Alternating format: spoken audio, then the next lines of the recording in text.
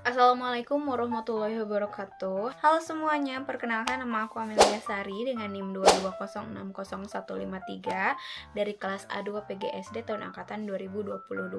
Nah, video ini dibuat untuk memenuhi tugas UAS kuliah matkul program pengenalan dunia industri. Nah, untuk tugasnya sendiri itu adalah aku disuruh menjelaskan mengenai program yang mau aku ambil atau yang mau aku kembangkan gitu. Nah, untuk programnya sendiri itu aku mengambil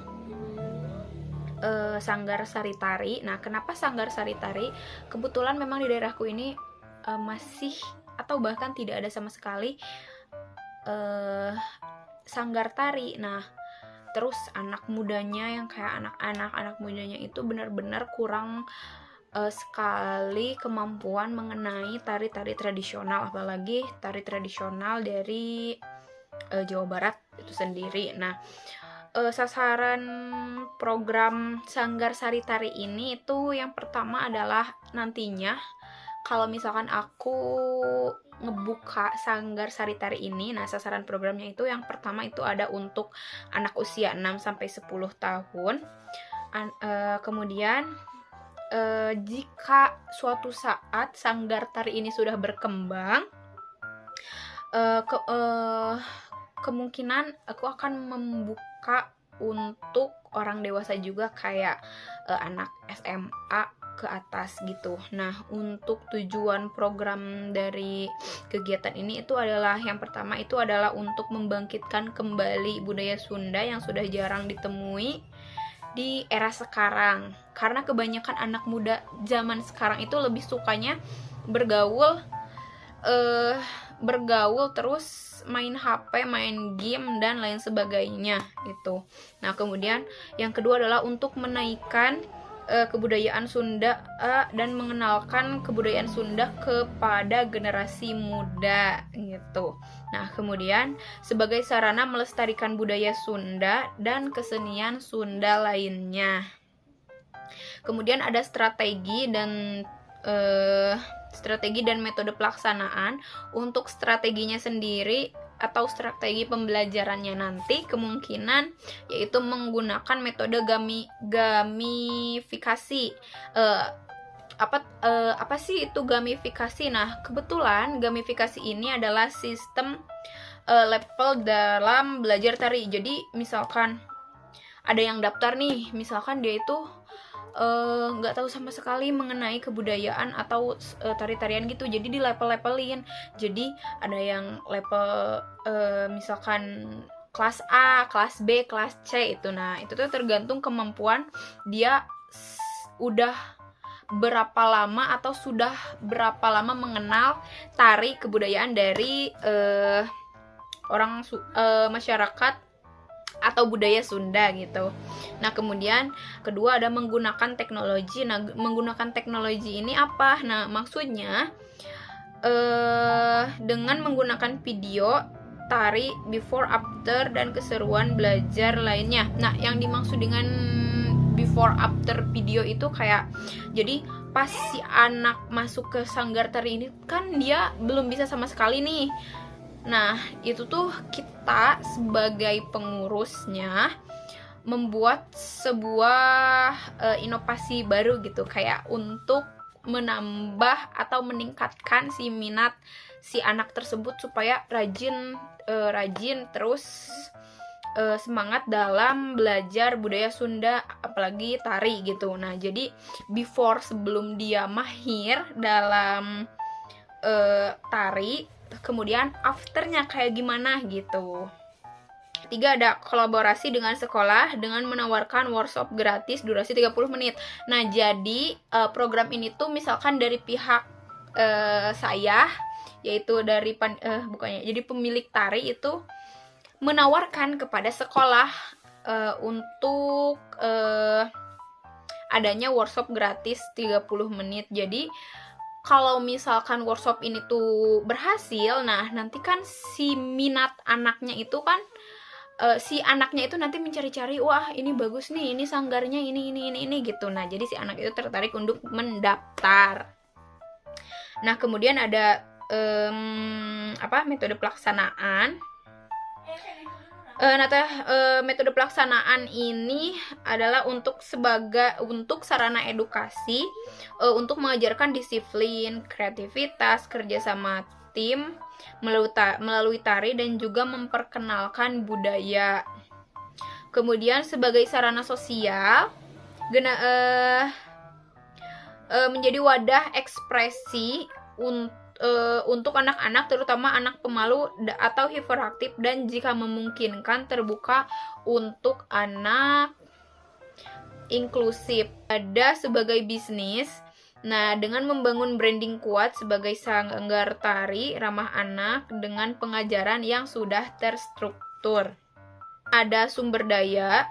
Nah, yang dimaksud dengan sumber daya ini adalah yang akan kita gunakan atau yang ingin kami perlihatkan secara lebih menarik. Nah, itu yang pertama adalah untuk menggait sumber daya manusianya, ya seperti yang tadi saya jelaskan, sumber daya atau SDM ya terkait atau target dari sanggar tari ini adalah anak usia 6-10 tahun. Dan wajib harus ada pendampingan dari orang tua setiap sesi latihan. Jika anaknya umurnya masih benar-benar kecil gitu, kayak usia 6 sampai 10 mungkin. Jadi tergantung si orang tuanya juga gitu. Kalau misalkan memang orang tuanya percaya untuk melepas si anaknya untuk belajar di sanggar mandiri dan bergaul bersama teman-temannya, ya boleh-boleh saja gitu. It's okay nggak didampingi oleh orang tuanya gitu. Ada sarpras. Nah, untuk sarpras sendiri kami tuh membutuhkan tempat yang sangat luas. Nah, kebetulan memang di dekat rumah saya itu atau di samping rumah saya itu adalah halaman yang sangat luas gitu. Kemudian harus adanya sound system untuk nanti si lagu yang mengiringi tari anak-anaknya. Kemudian ada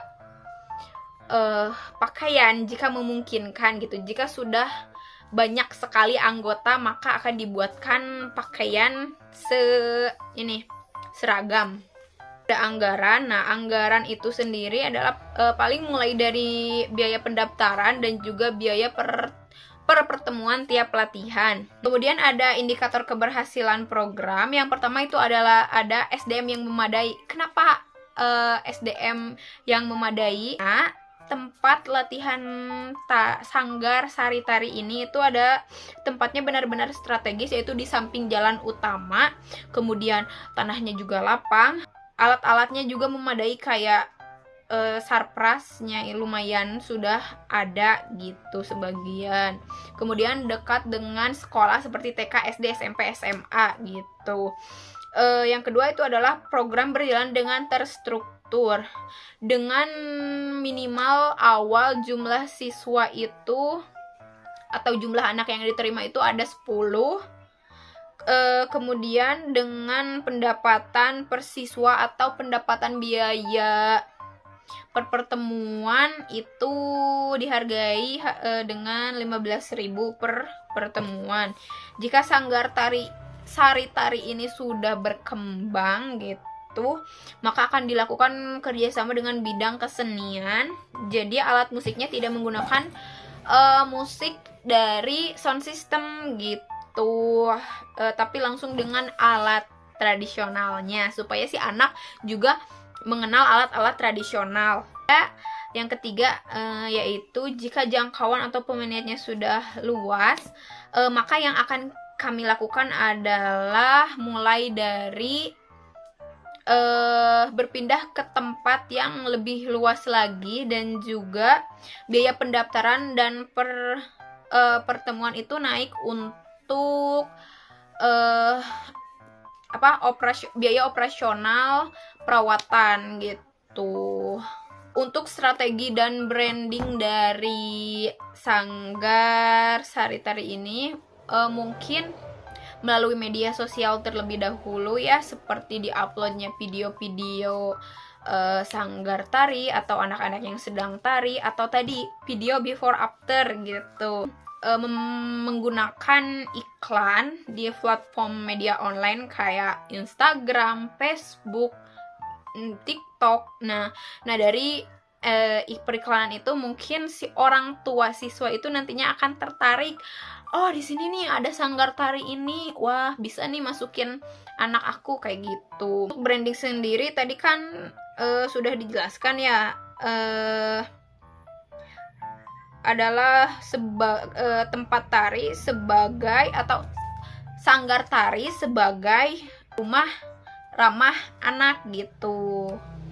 Mungkin cukup sekian penjelasan dari aku. Mohon maaf apabila banyak sekali atau tutur kata yang tidak mengenakan atau kurang enak didengar. Mohon maaf. Terima kasih karena telah menonton. Saya akhiri. Wassalamualaikum warahmatullahi wabarakatuh.